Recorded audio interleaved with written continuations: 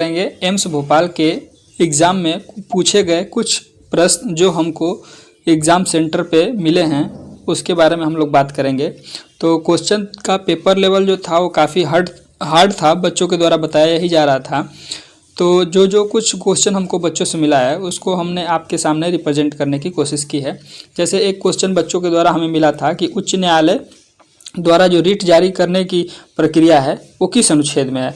तो ये सर्वोच्च न्यायालय द्वारा नहीं पूछा था, इसलिए केवल उच्च न्यायालय पूछा था। तो इसको आर्टिकल 226 में है ये वाला, तो आप लोग इसको ध्यान में रखिएगा, आर्टिकल 226।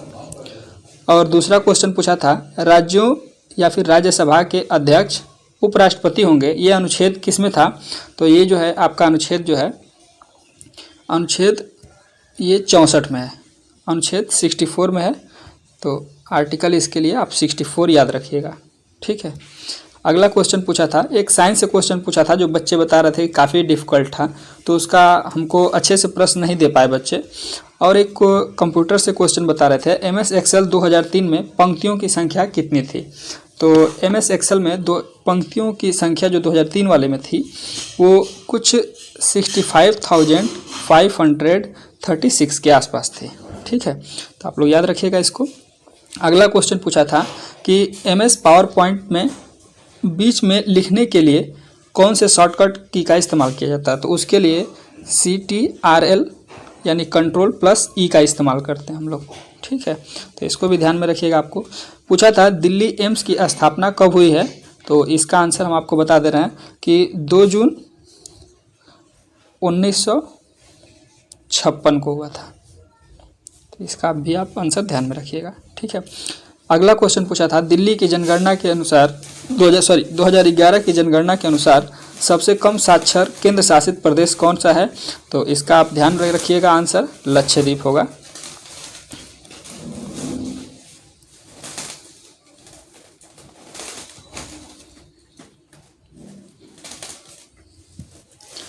चलिए अगला प्रश्न बोल रहा था, एक और प्रश्न था कितने वर्ष तक के बच्चों को 2011 की जनगणना के अनुसार शिक्षित माना जाता है।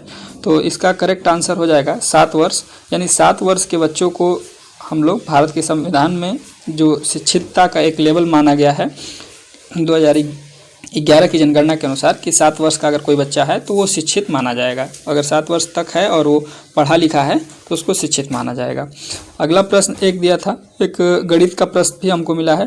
कह रहा A और B 2 पात्र हैं, दूध और पानी का उसमें अनुपात जो दे रखा था वो 4:5 में दिया था और 8:7 में दिया था। A और B में 5 लीटर A में और B में 4 लीटर मिश्रण मिलाने पर अनुपात क्या होगा। तो इसका हम जस्ट आपको सलूशन बता देते हैं कि जैसे एक A है और एक हमारा पात्र B है, ठीक है। अब A में जो है वो 4:5 है, तो आप ऐसे 4:5 ले लेंगे। फिर कह रहा है कि 8:7 ले लेंगे। B में भी कह रहा है कि 8:7 है, तो दोनों को आप ऐसे ले लेंगे 8:7। हम आपको और अच्छे से बता देते हैं। और आप ऊपर लेने के बजाय A सामने ले लीजिएगा और B यहाँ ले लीजिएगा। अब यहाँ एक लाइन खींचिएगा और दोनों को जोड़िएगा। 8 और 7 कितना होता है, यहाँ पे 15 हो जाएगा। यहाँ पे 4 और 5 9 हो जाएगा। 3 दोनों में कॉमन है तो इसको आप 5 से गुणा करा दीजिएगा और इसको आप 3 से गुणा करा दीजिएगा, तो दोनों बराबर हो जाएंगे। जब इधर 3 से गुणा करेगा तो इधर भी कराना पड़ेगा आपको और ऊपर भी कराना पड़ेगा। तो 5 4 जा 20 होता है, यानी 20 हो जाएगा। 20:25 हो जाएगा। और फिर ये हो जाएगा 8 3 के 24, 24:21 हो जाएगा, ठीक। तो जैसा कि हमें कुछ बच्चे बता रहे थे 7:8 भी दिया था। अगर 7:8 होगा तो कुछ नहीं होगा, बस उल्टा थोड़ा सा कर दिया जाएगा। यहाँ से यहाँ 21:24 हो जाएगा, ठीक है। अब 20 और 21 को जोड़ लीजिएगा और पहले बोला है 5 लीटर जोड़ने के लिए, तो 20 और 21 41 होता है और 5 46 हो जाएगा, तो 46 और अगला इसमें क्या हो जाएगा 24 और 25 49 हो जाएगा और 4 जोड़ना है तो 53 हो जाएगा। यही इसका करेक्ट ऑप्शन हो जाए, आंसर हो जाएगा, ठीक है। बाकी आप ध्यान रखिएगा। एक और क्वेश्चन मिला था बच्चों द्वारा, श्याम एक घड़ी को 40% अधिक दाम पर अंकित करता है, उसे 15% और 20% की 2 क्रमांकन छूट देने के बाद 571.20 रुपये में बेचता है, तो वस्तु का क्रय मूल्य क्या होगा।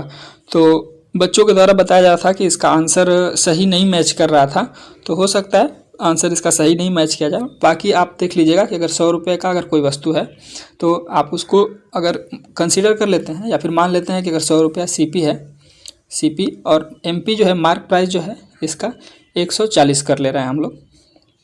और 2 क्रमांक छूट जो दे रहा है, 2 क्रमांक छूट देने के बाद वो पड़ेगा आपको 15 + 20 माइनस, ये दोनों माइनस में रहेंगे और ये प्लस में रहेगा। तो 15 दूनी के 30, ये 3 से हो जाएगा तो यानी 3 आएगा।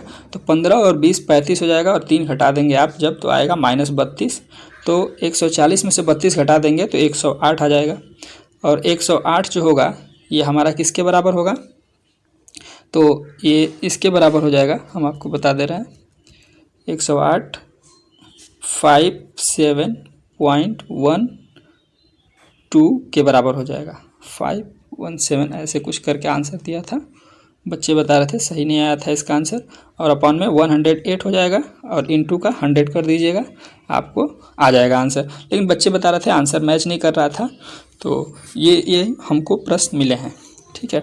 और इसका आंसर की बता देते हैं आपको कि बहुत जल्द ही आएगा और 1 आध हफ्ते के अंदर ही आ जाएगा। और रिजल्ट भी आपको ज़्यादा दिन नहीं इंतज़ार करना है, 1 महीने के अंदर अंदर आपको देखने को मिल जाएगा। वीडियो अच्छी लगी तो ज़रूर चैनल को सब्सक्राइब करें, लाइक करें, शेयर करें और अभी ऐसे वीडियोज़ पाने के लिए चैनल को ज़रूर सब्सक्राइब करें। धन्यवाद।